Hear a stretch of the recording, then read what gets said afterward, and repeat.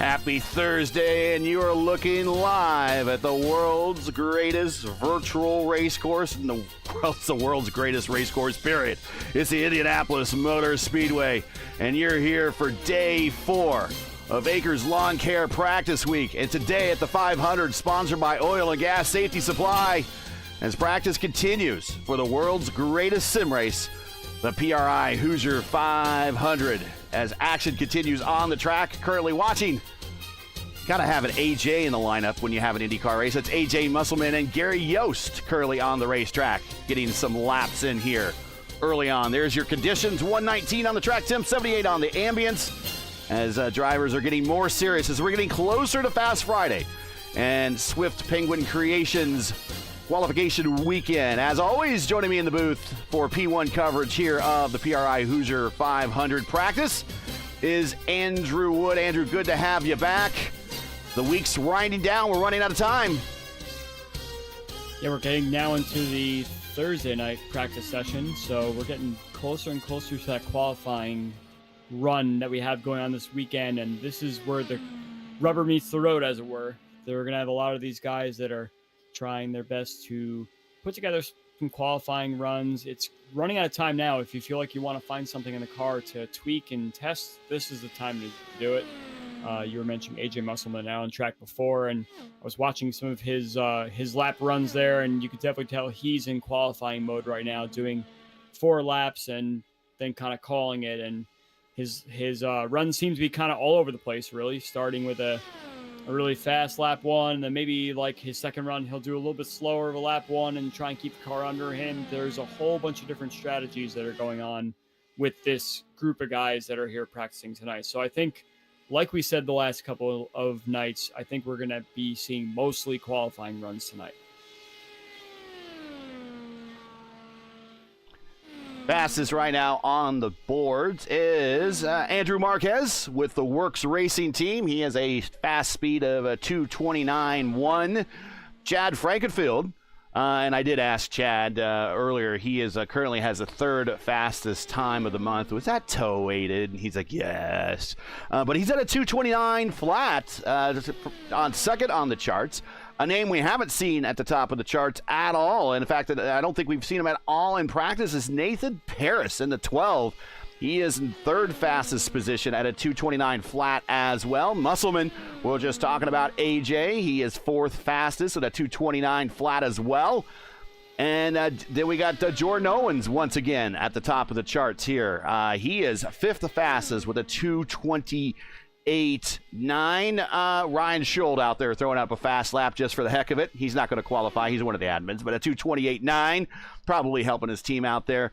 Then we got Carmichael yet again showing up in the top 10. Noah Carmichael with a 2:28.9. Dylan Freckleton, we've seen on and off during the week, in 8th spot with a 2:28.9. Shane Coker on the racetrack right now trying to get some practice in. He has a 2:28.8, and our Elite Racing League 2025B Indy 500 champion Hunter Smith with the Little Eagle squad is currently 10th fastest with a speed of 2:28.6. Any other names that see you that of interest on the charts right now or possibly in the top 10?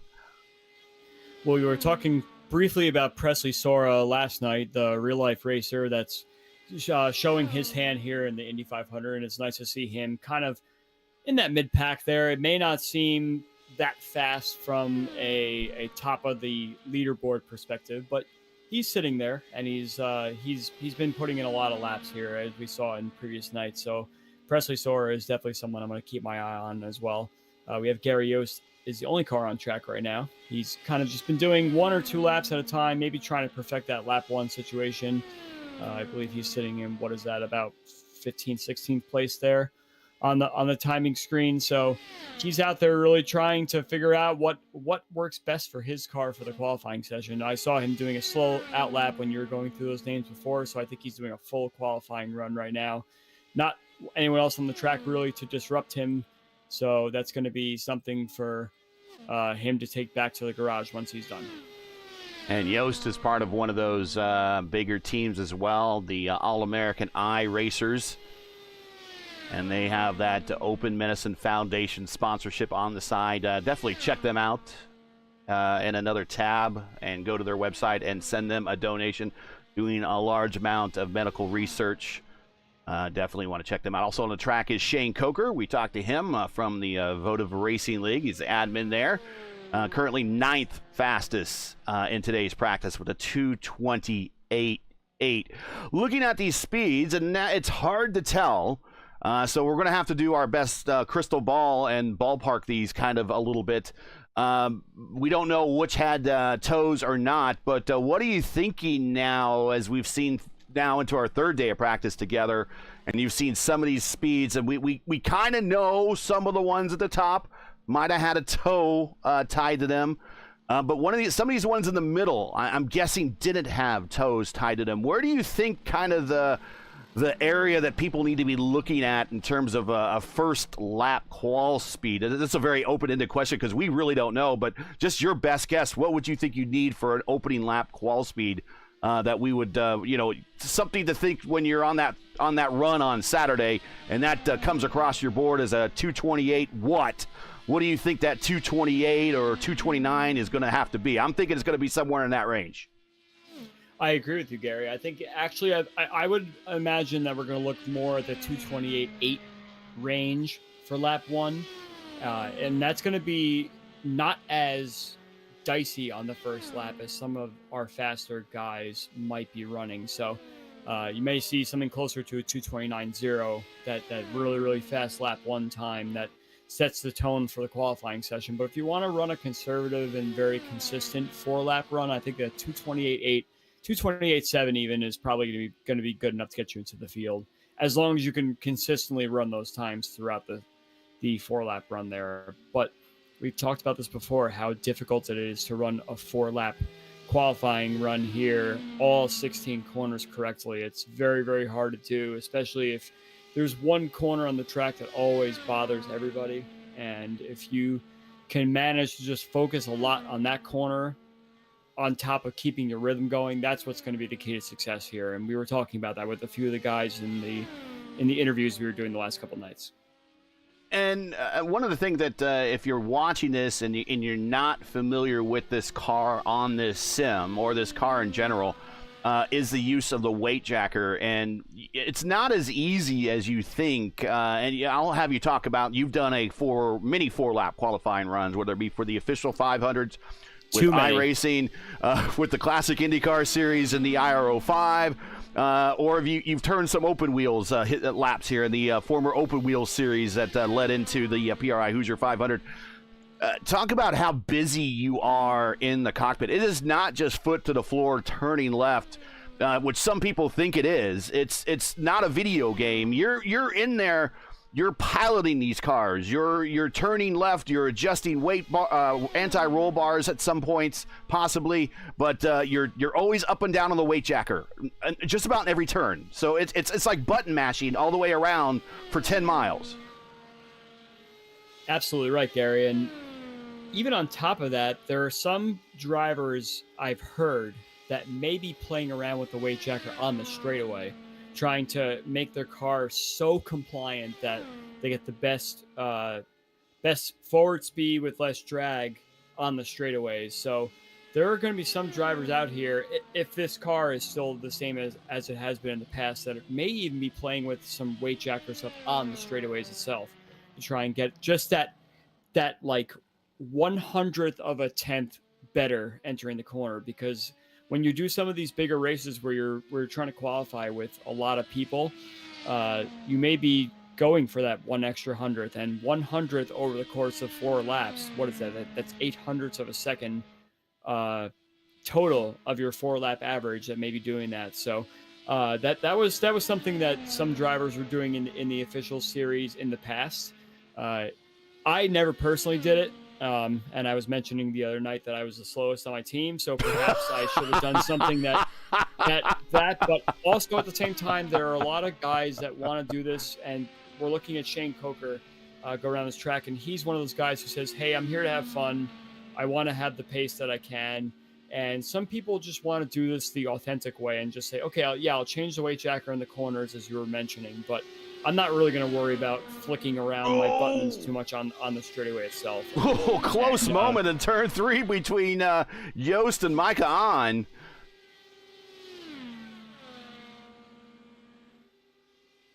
I think Yost might want to park that and do a reset there. He might be a little interrupted. But let's talk about the physics of what you're explaining about using the weight jacker. Real IndyCar qualifying, you will watch them in the cockpit, and they have a button really that will move the weight jacker from left to right kind of automatically. Here in the sim, you either got a button mash or sometimes you can map a button that will take it to -20 on the straightaways and then back up to +5 or something in one of the turns that help your car kind of rotate. But -20 on the straightaways, what that does is the weight jacker ultimately is controlling the right rear spring and the right rear ride height. Now, whether that is actually what happens in the real car, I don't think that's actually the case. The weight jacker actually does adjust some dampers and shocks, but I don't think it actually just singles in on a single corner of the car. I could be wrong, and if I am, let me know. But nope, you're on the right track. What the -20 does on the right rear is it lowers it all the way, and it's getting that, even though you don't have much rear wing in these cars anyways, it's getting all of that right rear wing out of the air, and there's less drag, and that's where you get your not tenths, you're not getting that much, but you're getting hundreds and thousands. That's where you're getting the hundreds and thousands, right? That's absolutely correct. You're trying to make your car as less of an air parachute of sorts. And by doing something like that, you're actually making the car a little more efficient as well in terms of aerodynamics. So you may be getting a little bit more speed, which gets you down the straightaway, but then making sure that A, you hit all the buttons to get yourself back into the corner and complying with what weight check you want to do. And B, make the corner. Remember that you're turning at a certain part of the, of the approach to the corner. Hit your line. Sometimes that really messes with your rhythm. Something that a lot of my teammates and other people that may be watching know about me. I'm a very rhythm-oriented driver in terms of where to brake and everything. I'm not really one to look at brake markers on a lot of corners. I'm listening to engine revs and just kind of in a rhythm of, okay, it hits a song of this note, and then I know I have to brake kind of thing. Mm-hmm. It comes from a karting background. I was about to say, how much of that did you get from karting? Yeah. I mean, there are some corners where you just have to look for stuff to brake, very complex chicanes and whatnot that have to do that. But coming from an aspect of that, if I do something like that, it's going to mess up my entire rhythm of seconds I count in my head of where I need to look and turn. So it doesn't really help me very much to try and just get that extra little hundredth there, because I'll lose it all if I turn too late or a little too early and scrub too much in the corner. So for me, I prefer to just do something very basic and say, okay, I want the right rear to help me in this corner, so I'll go on the positive weight jacker in this corner, and then just deal with the 100th of a second speed I may get on the straightaway, and just hope that I can keep the wheel straight in the corner. We're riding with Gary Yost right now on the in-car camera going into turn 1. And we talked about this before as he's going through turn 1. This track, geometrically, is identical. All corners, all the banking, everything is identical. I think there's a slight height difference between turns, the north end of the speedway and the south end of the speedway, but it's within feet. I mean, it's within a couple of feet. It's nothing big. This is about and keep in mind that this place was laid out by people in the early 1900s. So there wasn't computers involved in the layout of this race course. Let's just talk about this for a second, Gary, because you're absolutely right that both sides of the track are the same. But when you're sitting in the car and you're turning into turn 1 on your first lap, it feels like you're at the top of a hill and going downhill into turn 1. And I don't know why that is. It's something that's messed with my mind, and it's probably messed up a few of my qualifying runs that I've done in the past in this car. But when you're turning into turn 1, it just seems like you're at the very, very top of a hill and you're turning down a hill. And then as you were mentioning, for turn 3 down the next straightaway, it seems like it's very flat and very centered. And I think it's just your mind playing tricks on you at the end of the day, which is something that we've all dealt with before. But I've always had that premonition, like, is it really the same banking and the same profile on both sides of the track? It is. But let's talk about that for a minute. It doesn't. Well, we're riding with Ryan Schuld right now. He's doing some reconnaissance laps. So going into turn 1, visually different because of the grandstands. Now we're in the south end of the racetrack. That looks a lot like the north end of the racetrack. Turn 2 looks nothing like turn 4, especially with the sweets there. Down the backstretch looks nothing like the front stretch, because the front stretch is always the cavern or the tunnel of fans. Turn 3, nothing visually like turn 1. The short chutes, very similar. Turn 4, slightly different than turn 2. And now down into the cavern of fans. But you're right. I mean, pit lane appears on your left side. Yeah. You're also kind of like, oh, where am I? You don't really even know where you are for a period of time there. But you're looking at so each corner, whether even though we'll take your word for it, it's mathematically identical. It just doesn't look that way, and sometimes you swear they don't even drive that way. But a lot of that might have to do with slight little things like where the wind is coming from. That is definitely something. I'm glad you brought that up. As a weatherman yourself.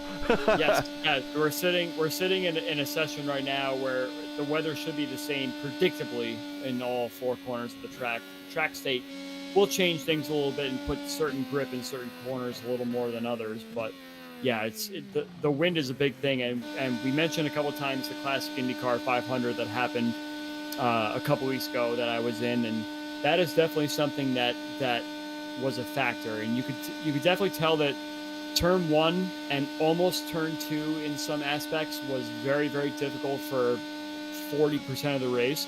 But then all of a sudden you take a pit stop, you reset everything feels normal. You come out, turn 1 and 2 seem very easy, and now suddenly turn 3 you're turning in there and you're saying, why won't my car turn anymore? Did I overspeed? Did I get too much draft or something like that? And next thing you know, for the next 20 to 25 laps, you can't turn into turn 3 very safely anymore. And turn 1 and 2 is a breeze. You turn the car, it bites, and it gets down into that corner perfectly and everything like that. So the wind definitely has some effect. And even if it's something very nominal, like a 7-8 mile per hour wind, doesn't seem like much, and it really shouldn't affect the car too much. But you're turned into the corner where the wind is trying to get a grip on your aerodynamics, that really does have an effect. So yeah, the wind definitely plays around with you, and if the wind is swirling and it changes every 5 laps or so, and you feel like you're doing the same amount of lift in a certain corner to sit behind someone, suddenly it becomes a big problem. So you have to really prepare for that stuff and have a contingency to say, I'm lifting all the way out of this, and I'm not going to put my foot down to make this pass or stay close to this car if I have to relearn for a couple laps. And I'm sure you're also going to mention that once you fall out of rhythm at this track, it takes 2 to 3 laps to get back and do it again. Yes, and it's not just your own rhythm that you need to get back in check. It's the momentum that you lost in the car takes the better part of a lap to build back up again. We got right now, we're riding with Shane Coker in the Screen Mobile in-car as he is making laps. Let's give you a tour of the Speedway if you've never been on a tour at speed at 230 plus miles per hour. Coming off of turn 2, he just passed the dividing gate, and he's going over a tunnel at one point, which allows the golf course from the right side of the golf course to get to the left side of the golf course in the infield. Now we're in turn 3. That's where a dirt track is on the infield of turn 3. Now in the north end of the racetrack in the short chute, over another tunnel. Coming off of turn 4, over another tunnel right about Chow, right there, down the front straight, paralleling Georgetown Road. And now we turn into turn 1. Right behind the turn 1 grandstands is the main ticket booth. And now we're along 16th Street, going over the main entrance, right in front of the Hall of Fame Museum. That I don't know if you got a chance when you were here. Did you get a chance to see the new Hall of Fame Museum?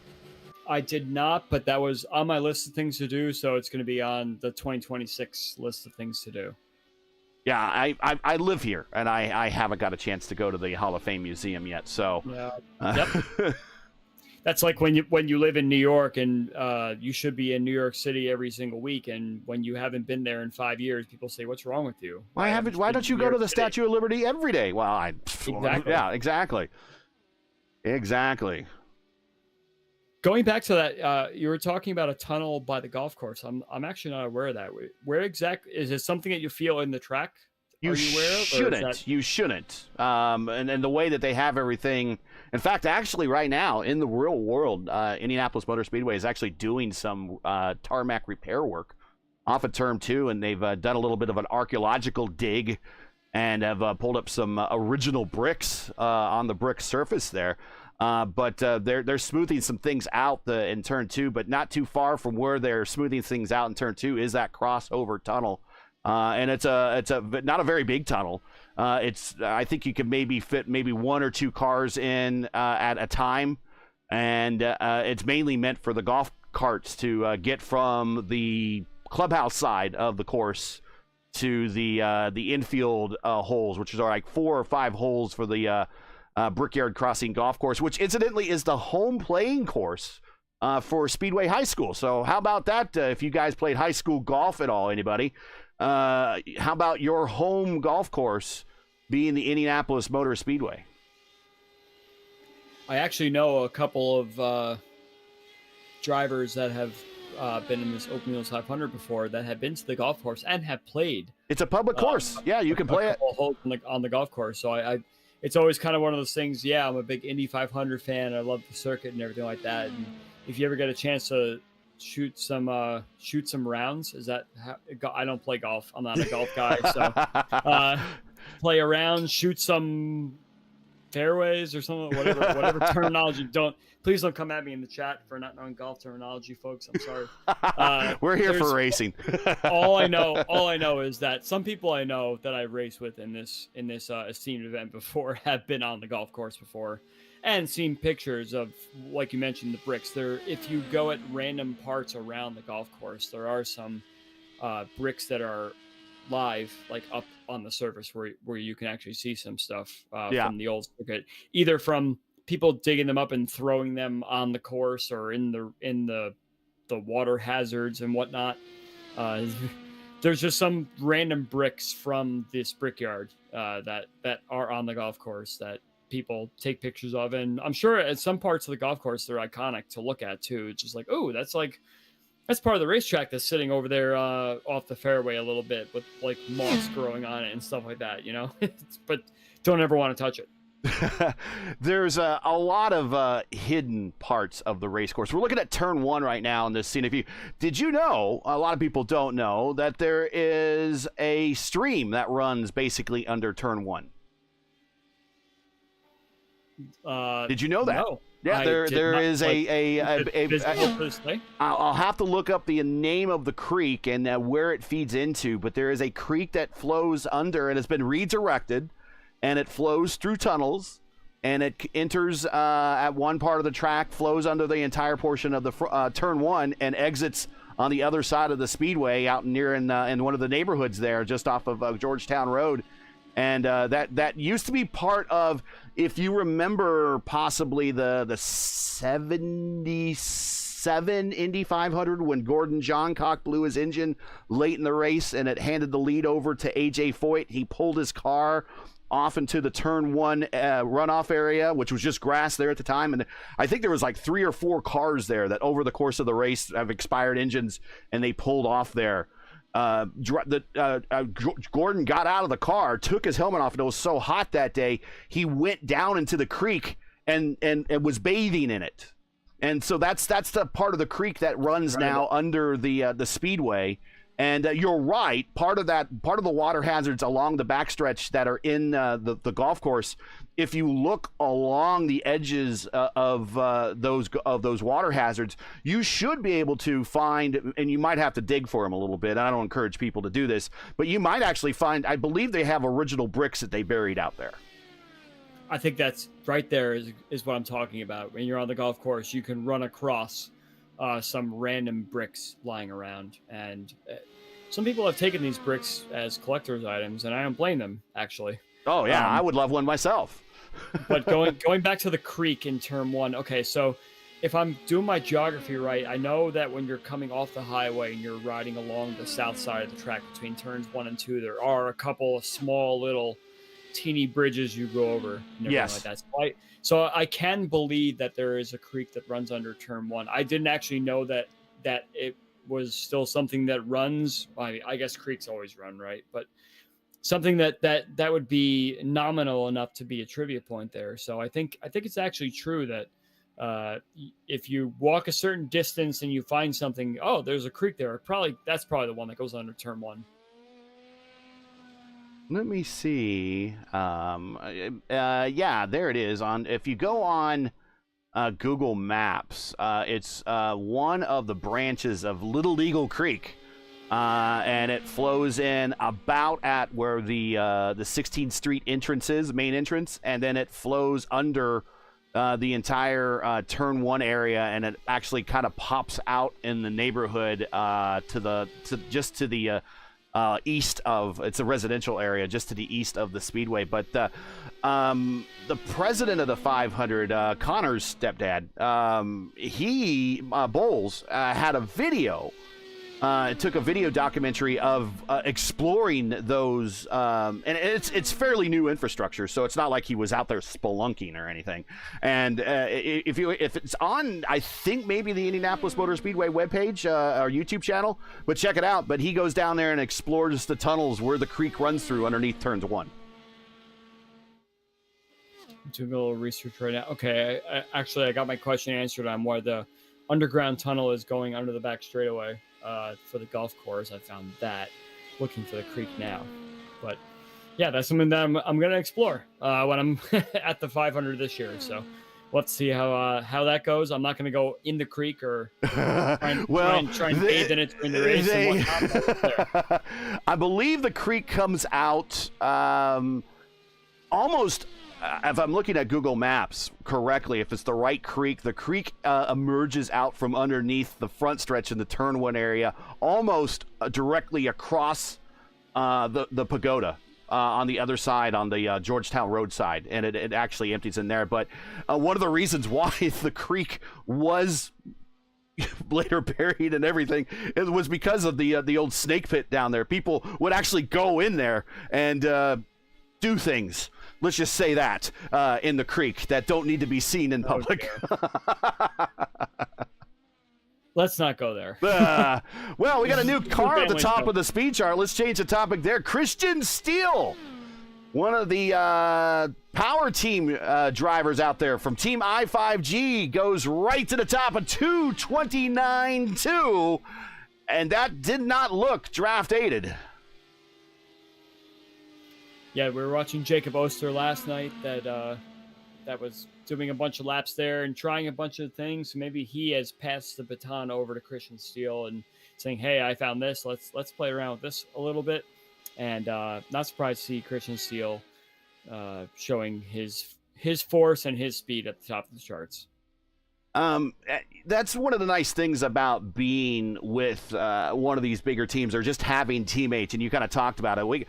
There are three different there are actually 3 events going on P1 tonight. We have the Indy Pro final race qualifier going on. There's going to be a number of drivers that are normally doing IR18 practice here at the Brickyard are doing driving the IL, which is the Indy Lights, the Indy Next car at Iowa tonight, to see if they can make the field of 33 for the Pro Series. It's more like a field of 20. I think 15 or so got to carry over their license from last season, but we're going to determine who the 33 are going to be for the Pro Series.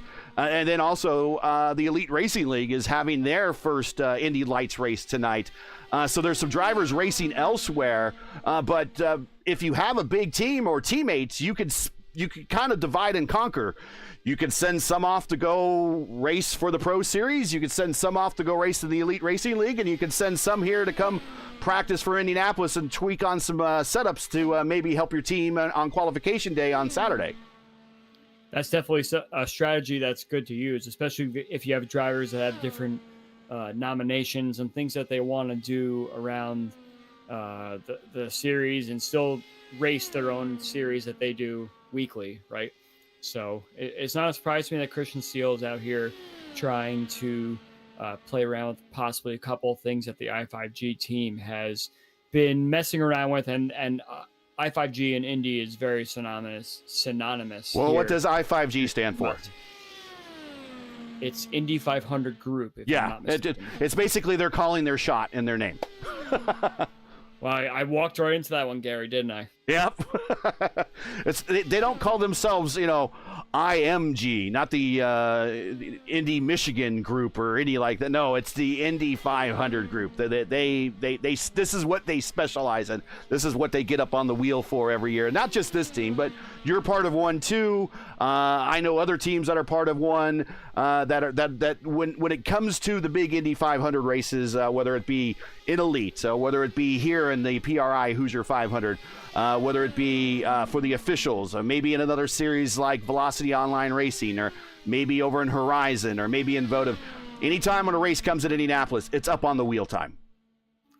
Absolutely, and I do want to mention also, you were talking about some splitting of the work for the setup building. So we've talked about Ryan Schuld a couple times now. He's not actually racing, but he's part of an organization.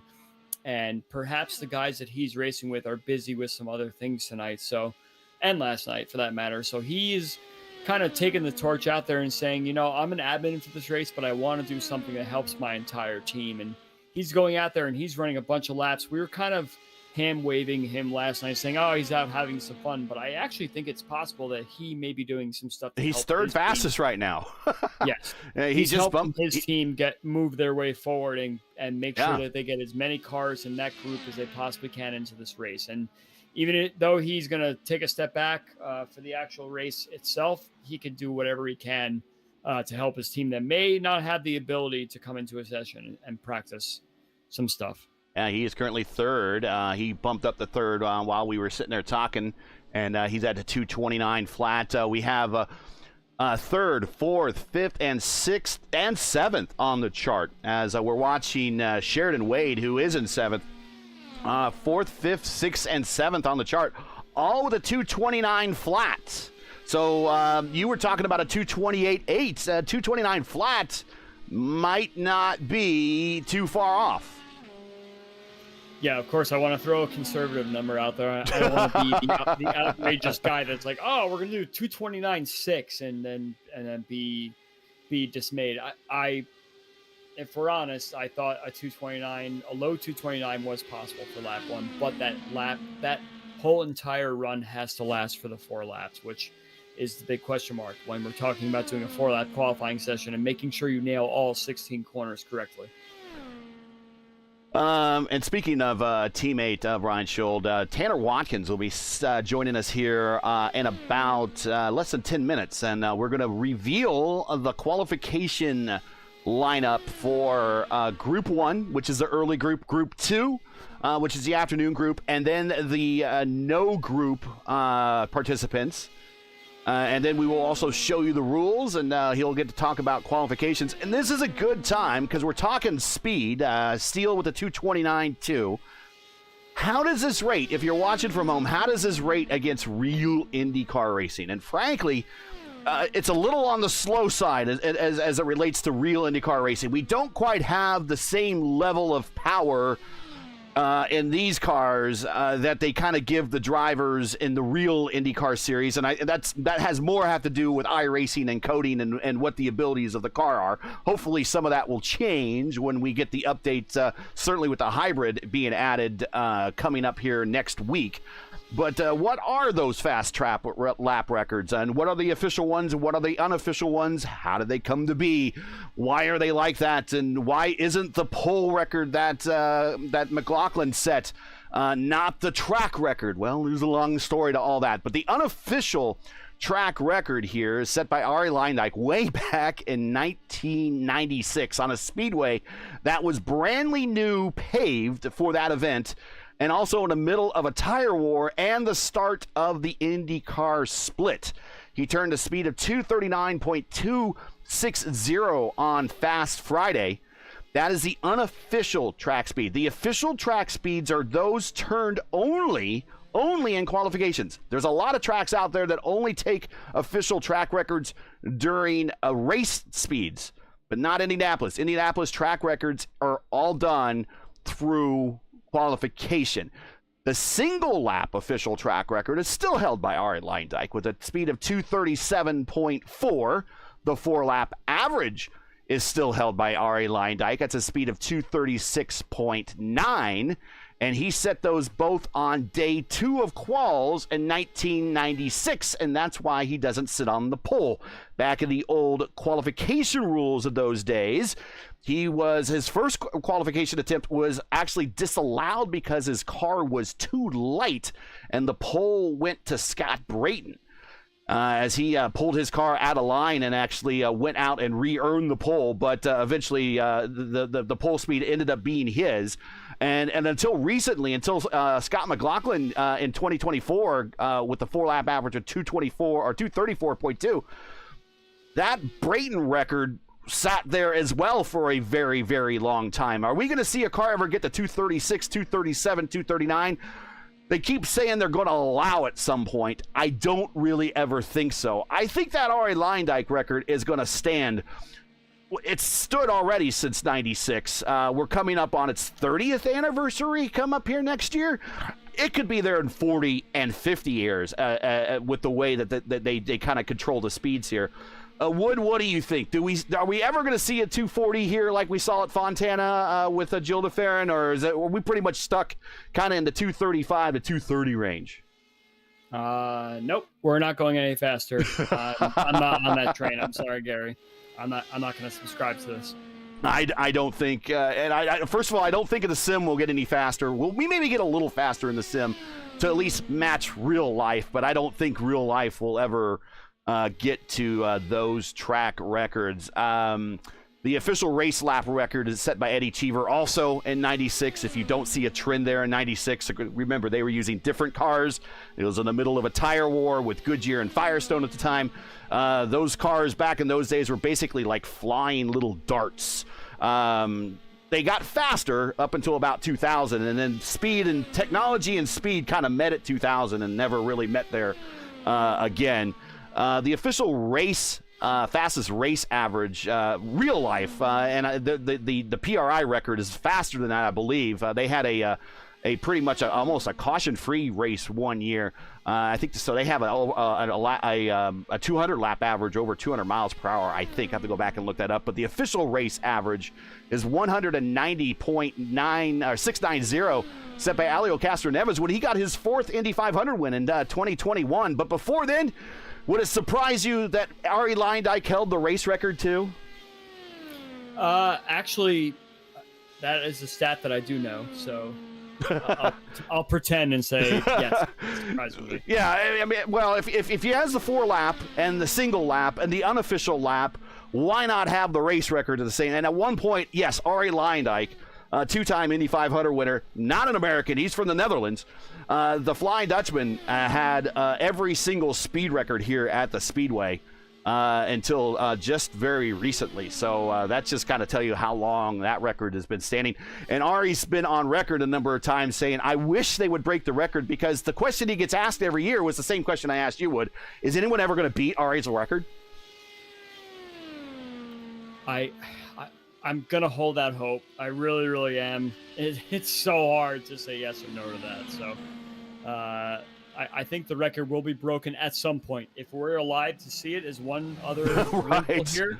But I think the record will be broken if I had to guess. But I don't know. There's a lot of things changing in the racing world and everything that people are aware of or not aware of. I don't really know what the future of this with the hybrids and everything are going to be. So it may be broken, but there could be an asterisk next to it that really kind of taints some stuff as well. I remember back in the 80s, they were actually, I think drag racing started to get canopies over the cockpits at about that time. And I remember drawing a picture in grade school of what I thought an IndyCar would look like eventually in the future. And one of the things that I thought would make them actually go much faster was some sort of canopy over the cockpit, kind of like what we have now, which has come to be an interesting thing. You would think the cars would be faster with that innovation over them because it's less, but actually it adds more weight and it actually adds more drag to the car. A lot of people don't know that. It looks streamlined, but that's all the while that whole device is capturing air. Well, that's just it. It's a retrofit, so it's not really built to be the most efficient aerodynamically placed part of the car. So that's what makes it very, very difficult. But yeah, it's an add-on. Yeah, it's an add-on to the IR18. When the IR18 came out, if you go back to that 2018 race that Will Power won, then also later the 2019 race that Pagano won, they did not have the aero screens at that time. I believe, though, the 2019 race, they had like a bar that stood up outside the cockpit that would supposedly block some objects from hitting you, but it was not.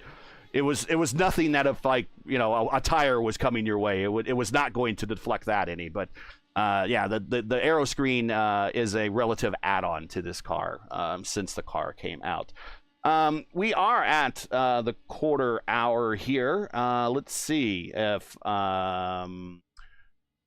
we have our guest is wanting to join us, as we did a chance to talk about a little Indy 500 history today. And let's bring up Tanner. And here he is, Tanner Watkins, joining us in the booth. We want to unmute him if he hasn't unmuted himself already. There he goes. Tanner, you got your ears on? Yeah, I'm with you guys. How you doing tonight? We are doing fantastic. We're just not a lot of action on the racetrack, just kind of burning talk about some Indy 500 and Indianapolis Motor Speedway facts. But I know a lot of people are out there itching to know what and where they are going to qualify come Swift Penguin Creations qualification weekend starts on Saturday. So I'm going to I'm just going to turn it over to you and let me know when you want me to put them up, and we'll talk about the rules, and then we'll start debuting the groups. It's almost like a selection Sunday almost here. Yeah, totally. One thing before we get started, I know you guys were on Creek Talk, a little Creek discussion early on. So a fun fact for you that I just learned this week, actually, from our friends Ryan Schuld, Hunter Smith, Chad Frankenfield. Little Eagle Racing is actually named after Little Eagle Creek. That's what I was thinking. Okay. Right wow, that's wild. That's awesome. Right underneath turn one. So fun little fact for you there. And I was also listening in earlier when you guys were talking about, weight jacker and all the different controls in the car. It certainly is a lot to deal with, both in real life and you probably do even more work inside the sim with what chances we take here on iRacing, and it made me feel really good about being retired because I don't miss any of that. So I'm really looking forward to qualifying and watching it all for sure. I always say sometimes being an admin's a thankless job, but when you think about not having to do lap after lap and playing Super Nintendo or PlayStation 5 button tap on your wheel to bring that weight jacker back to a position where you can have it to turn into the next turn. I understand where you're coming from. Andrew and I have spent a lot of nights together grinding qualifying laps around this little rectangle, so he surely sympathizes. I'm glad you finished that sentence, that you and I spent nights together. Yeah, exactly right. Yeah, got to keep talking there. Don't pause. No, we're really excited. One thing that'll be a little bit different this year for the Hoosier 500. Obviously, the way that we're unveiling the qualifications draw here.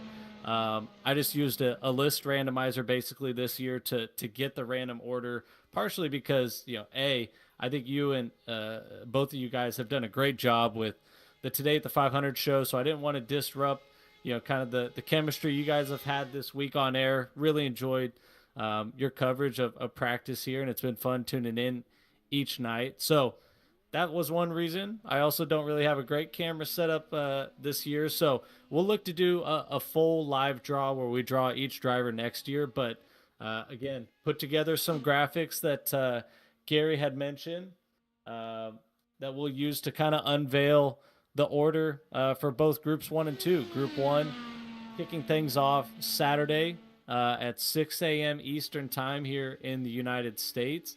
These are all groups based on drivers' initial selections on the entry form, where you could either pick whether you wanted to be part of Group 1 or part of Group 2, which begins at 10 a.m. Eastern time. So for all the drivers that may be watching, anybody that's kind of taking in the unveil of the list, we'll have all this information posted later on. We'll send it all to you probably multiple times over the next 48 hours, so there's no confusion. But just taking a look here at the first group of drivers, we got some guys going off real early. Yeah. We got some notable names. Henry Bennett's up there. Andreas Eek, who's been a former teammate of ours, is up there. I know Chad Frankenfield's a quick driver on that Little Eagle stable, as well as Josh Chin. So that's a great way to kick things off in Group 1.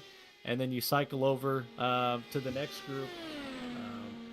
It doesn't get any easier. I mean, there's a lot of talent and a lot of depth through this field. Matt Busa is joining, eNASCAR Coca-Cola Series pro driver. Jordan Owens has been quick. I know Christian Steele's at the top of the time charts right now. So he'll be one of the last drivers to go off in Group 1. And another big one that comes right after him, Steele's the penultimate driver in Group 1, and our two-time champion Hugo Olsen goes off as the last driver in that group. He won back-to-back races here at the Hoosier 500 in 2020 and 2022. So obviously, Brandon Trano on that list too. He's the king of the Brickyard, and I've come up short against him and gave him my best attempt at it. Dude's damn good. So there's obviously talent all through the field, and that's evident right off the bat in Group 1.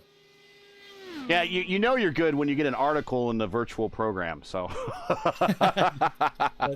so we're showing Group 2 right there. Other names, we see Ty Quilla in there, Alexis Newsom, Pim Van Gastel, Shane Coker, Yost, Lichtenberg, Blocker in there, Adam Crane, Stouffer in there.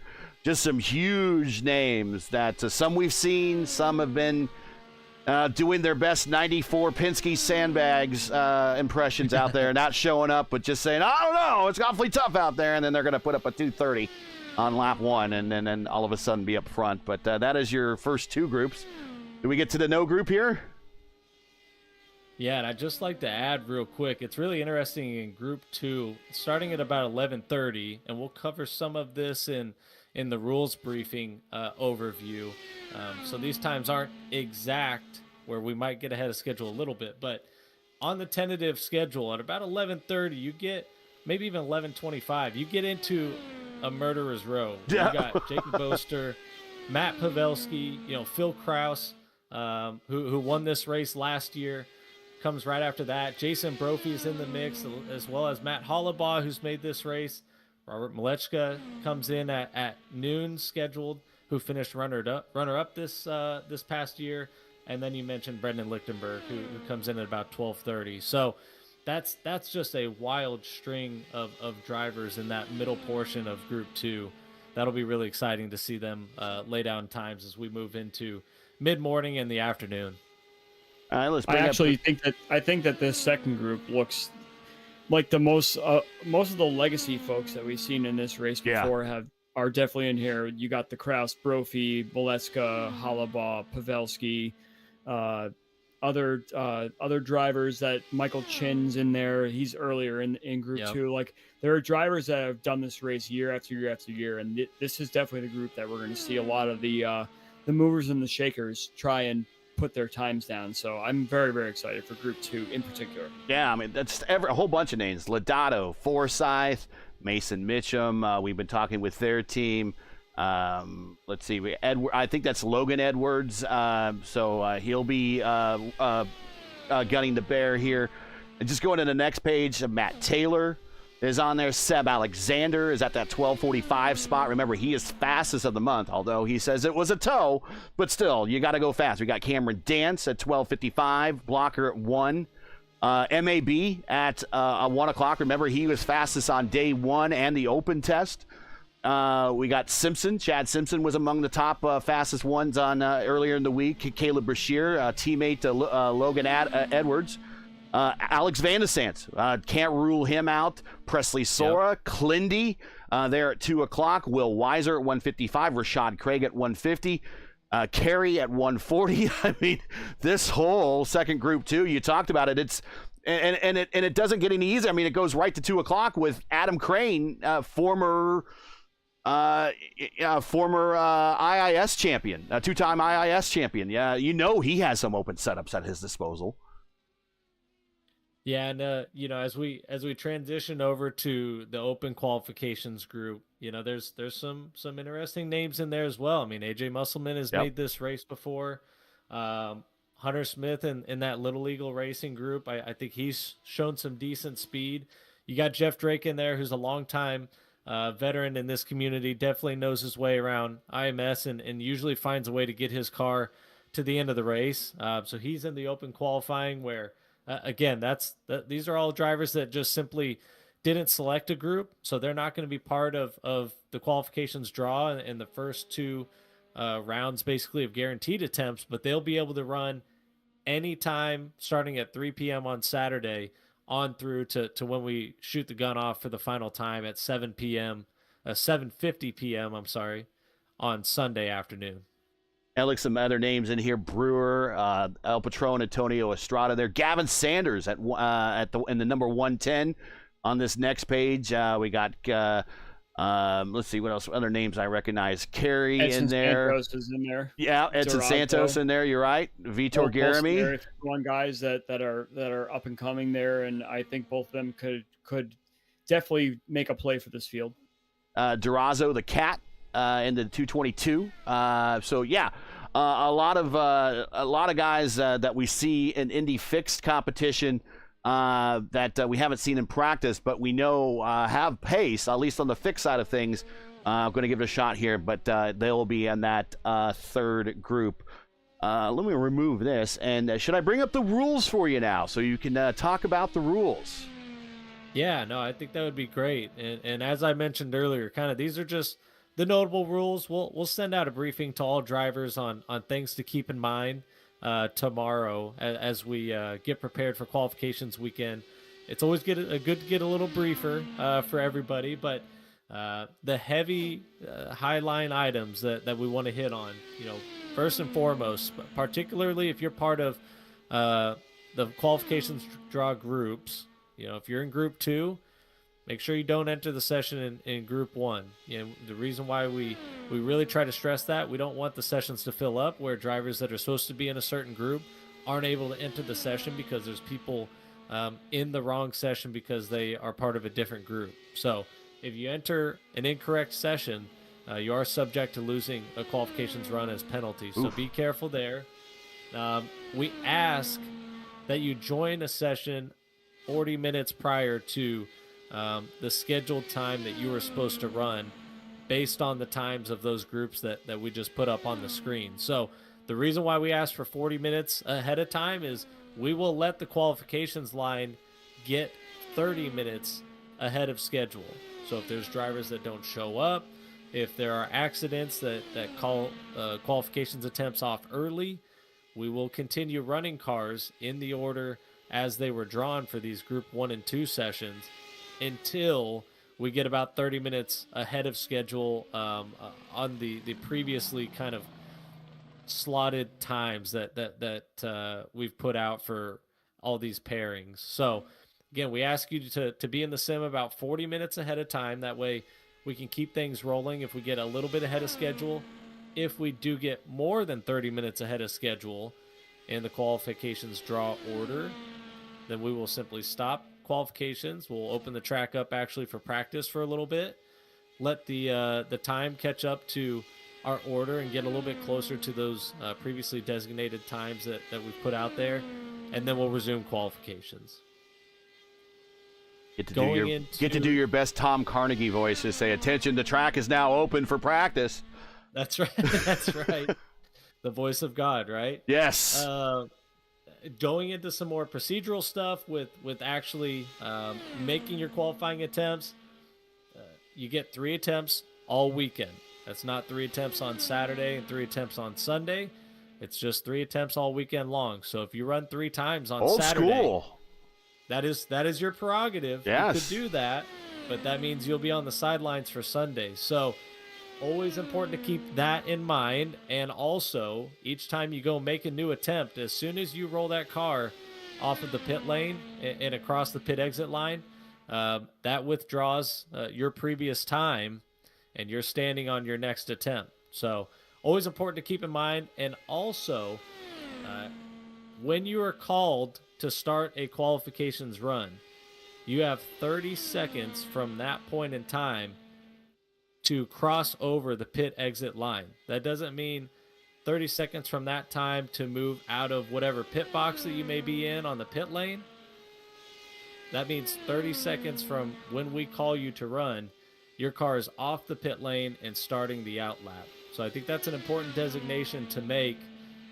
Just want people to understand that. And then once you leave the pit lane, that's basically just crossing over the pit exit line, we will put you on a timer, and you have 60 seconds from that point to make it to the start-finish line and basically begin your warm-up lap. So, again, if everybody's listening to this and they're like, man, this is a lot to keep track of, we'll be sure to write this up and document it, send it to you guys on all your emails that you put on your registration. We'll put it in Discord, and we'll put it on the iRacing forums. This is very old school. I like the 3 attempts all weekend. That's the old 3 strikes in your outfit. They used to be per car, not per driver back in the day, but we're not set up like that here. So I do like that. And the one thing that you haven't talked about yet is your next bullet point is day 1 qualifiers gridded ahead of day 2 qualifiers. Again, very old school.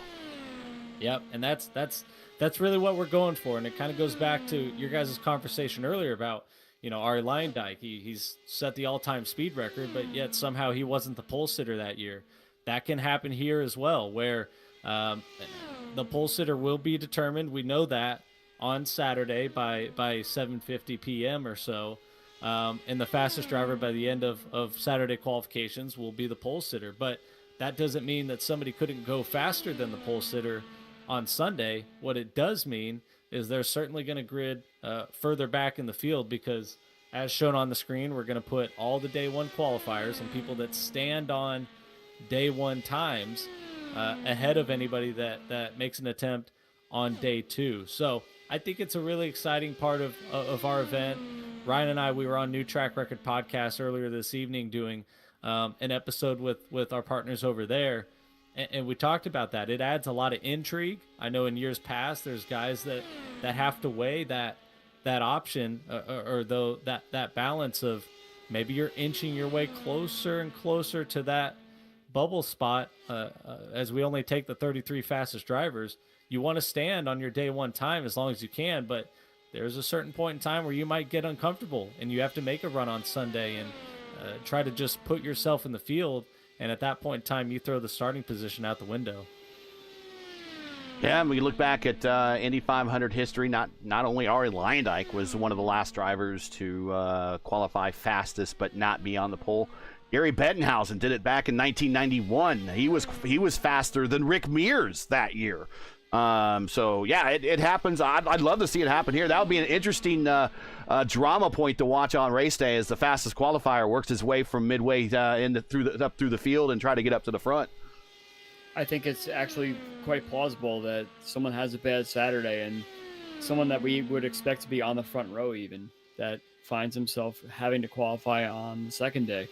And that would be a really great story to bring into the race too. Just saying, hey, this guy was slated to be all set to go on Saturday, and now he finds himself on Sunday making the race. And he could be the fastest guy and the one making the most moves in the first 10 laps of the race or so. Do you think go ahead with your follow-up? Yeah.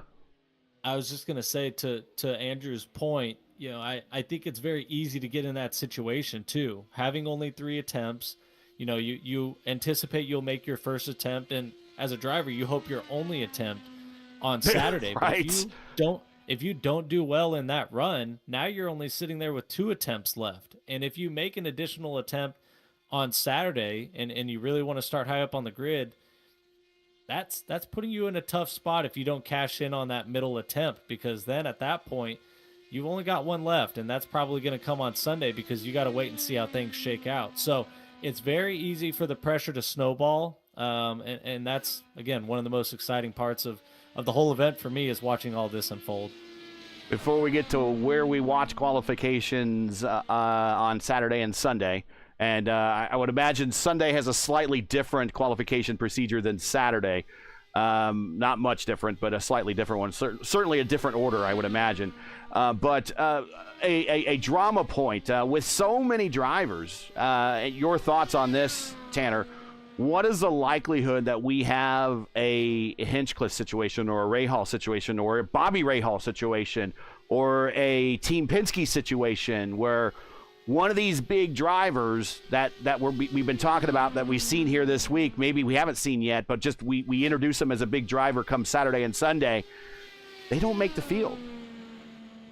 Yeah, I think there's a high likelihood. It's impossible to ignore, given the size of the entry list, given the amount of talent in the field. You know, we've got over 30 drivers that are on the entry list that have already qualified for this race in years past. Veterans of the event that have been there and done that. But if my count is right, I think it's 34. So just off that alone, somebody's going to miss the race that's already been in this race before. You would expect that there's going to be some first-timers that make the field as well, that will cut into that number. And we always have some great independent efforts from guys like Dylan Freckleton that aren't part of the big teams that always seem to find their way in. There's always a few drivers that are outside that main core of teams, like, you know, an i5G or a Power Slide.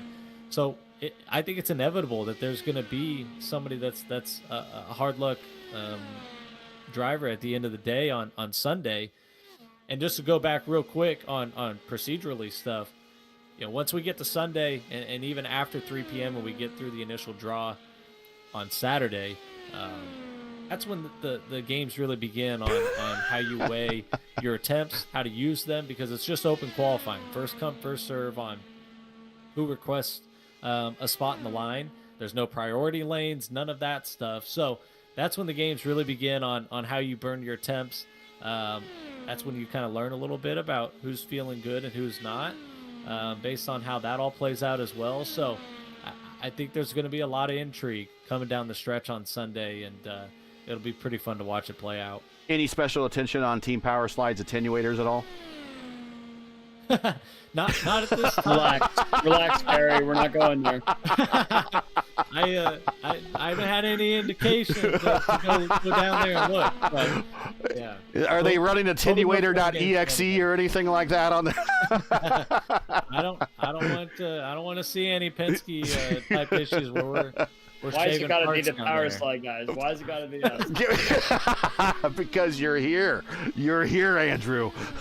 You know that, but like you were mentioning, like Tanner was saying before, there's definitely some sort of intrigue to being in the booth and not sitting trying to walk. Tanner's there saying, "Oh, do you go out and waste a second attempt on Saturday?" That would be me.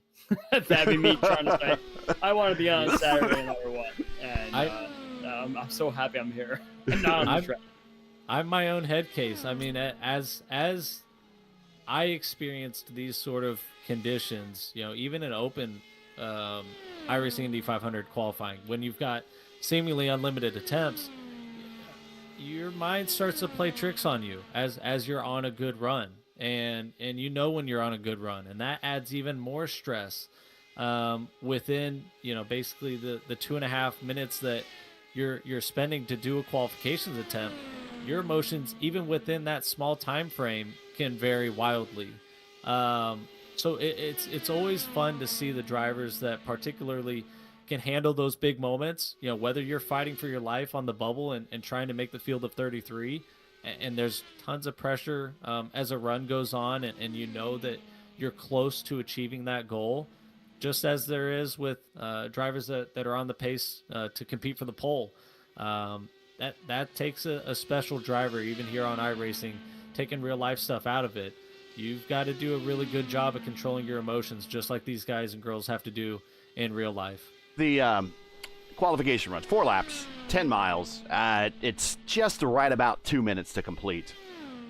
But, yeah, that middle portion of the run, and you come around turn 4 and you hit the start-finish line, you're like, God, that's got to be the white flag lap. And it doesn't come out. You're like, what? And you just found out you just completed lap 2.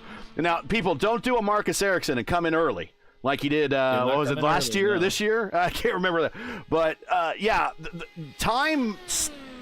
time has this way of acting differently when you're on a qualification run.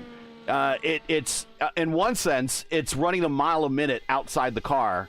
But when you're inside the car, it can't go fast enough. Yeah, and we've talked about the adjustments that you're making and how busy you are in the car. So that certainly keeps you preoccupied during the run.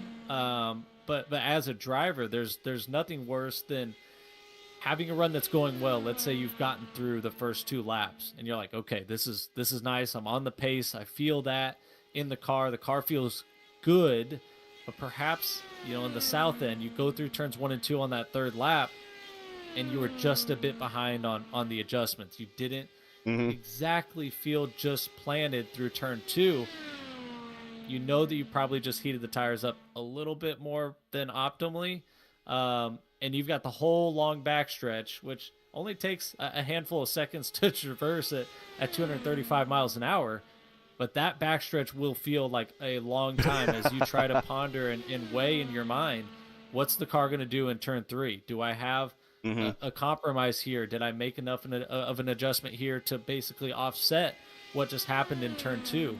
And that happens in a driver's mind every corner. It happens in the short shoot as well. So that's the mind games. And as you talked about time standing still at times, it happens quickly and slowly at the same time. For sure. It's really hard to describe. I got 2 questions for you. The first one, we'll talk about who wins what if you win the poll.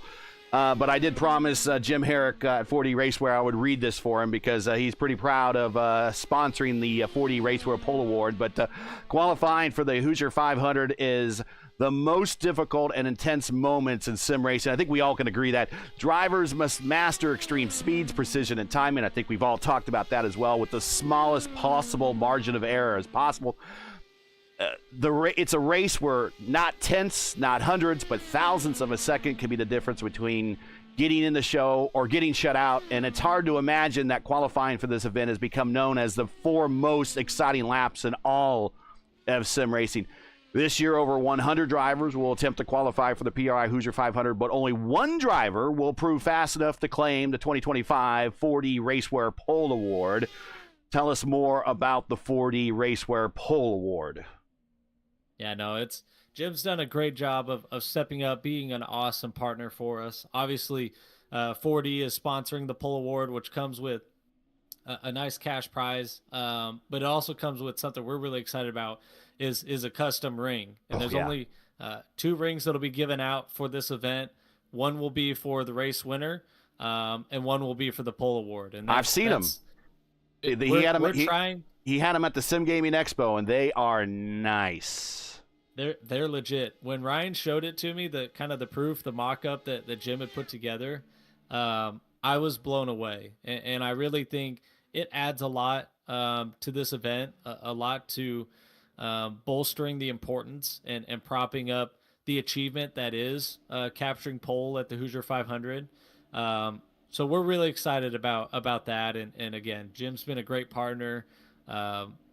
I wasn't even aware that this was even a possibility over the summer when we were starting to put the awards together and building partnerships. So when Jim and Ryan came to me with this idea of a ring, not just for the race winner, but for the pole sitter, I said, hell yeah, because this is quite an accomplishment, not only to make the race, but to be the fastest driver on Saturday to capture the pole. Pretty cool. Okay, what are we doing on Saturday and Sunday? Where do we watch this thing? Where can we find it? And what time is it going to be on stream-wise?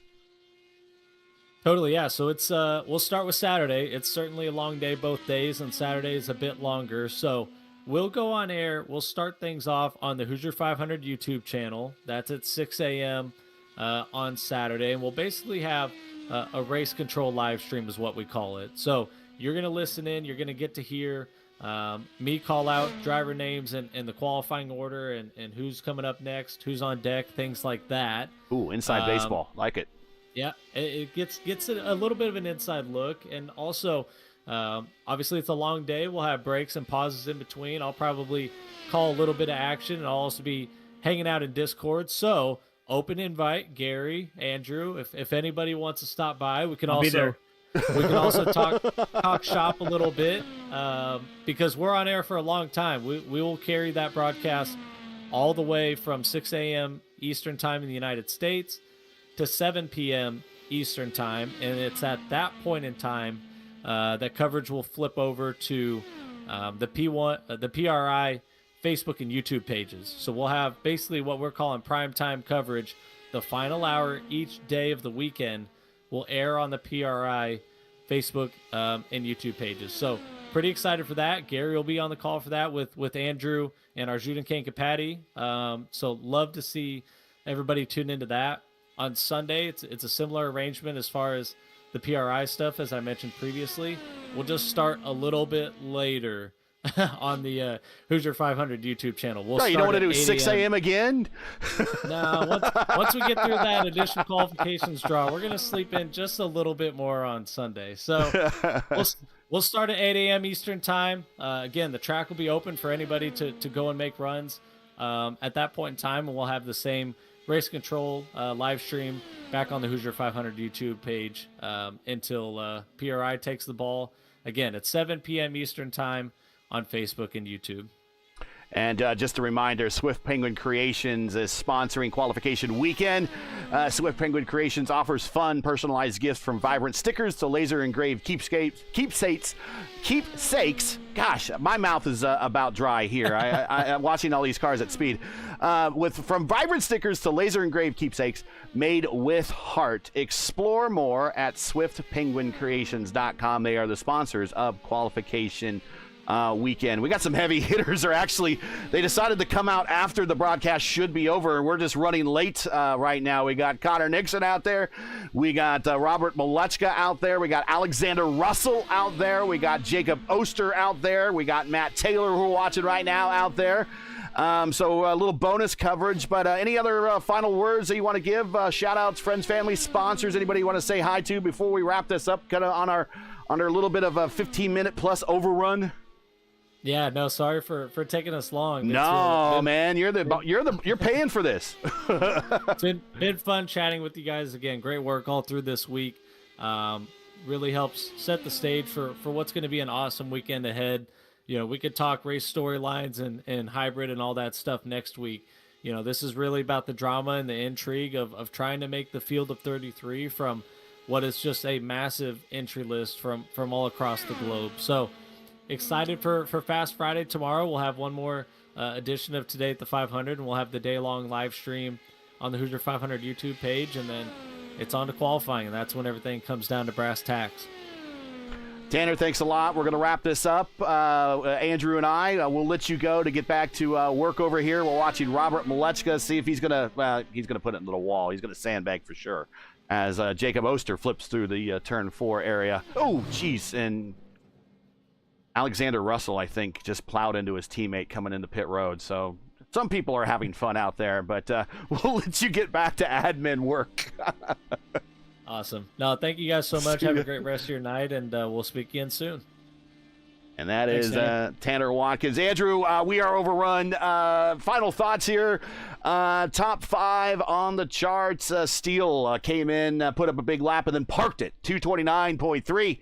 Marquez set that lap a little bit early. We have not seen him. We just saw his teammate to go up the 5th fastest, Matt Taylor, at a 229.1. But Marquez with a 229.148 to Taylor's 5th fastest, 229.101. Ryan Campbell with the Rogue Racing contingent, again, putting up another fast lap inside the top 5, 229.130. Ryan Schuld, well, he's out there getting some reconnaissance in and helping out his teammates. 229.1. I guess we'll put him unofficially fourth, but Taylor now officially fourth. And Jacob Osterman, I guess we make him fifth then, is at a 229 flat. And again, a whole contingent of cars at 229 flat, which we think that sweet spot is going to be for lap one. But you and I have Saturday and Sunday together, and then we're going to have Shakedown Saturday together. But this is our last day of practice until Shakedown Saturday. What have you thought about practice? Any final thoughts here? Drivers that you've seen, speeds that you've seen, storylines that are intriguing. Any final thoughts before we wrap it up for tonight? Well, where's Fast Friday, Gary? We're not here for Fast Friday where all the cars get their qualifying boost and everything. I guess they've had their qualifying boost. That's over on the Elite Racing Network. Yes. So, yeah, I was watching my Power Slide teammates try and see to put something together, but it looks like they're having some fun out there, as you were mentioning before. But no, Tanner kind of hit a lot of the points I was going to make towards the end of this session earlier, saying, hey, there's 30 plus guys that have been in this race before, that one of them is going home, and I don't know which one it's going to be, because as we know, everybody has a shot to make this field, and I really would love to see 5, 6 independent or brand new folks try and make this race and shut some of these guys out. So I'm very much looking forward to that, because that's going to be such a great storyline. And I mean, even if they have to go all the way to Sunday to do it, that's going to be what the story is on itself. So we have a lot to look forward to. And like Tanner mentioned, also, I'm glad I'm up here and not on because I'm stressing out so much. But I'm excited to see what happens. I can't predict anything right now, Gary. Everyone's holding their cards so close to their chest that there's going to be a lot of surprises that we see come this weekend.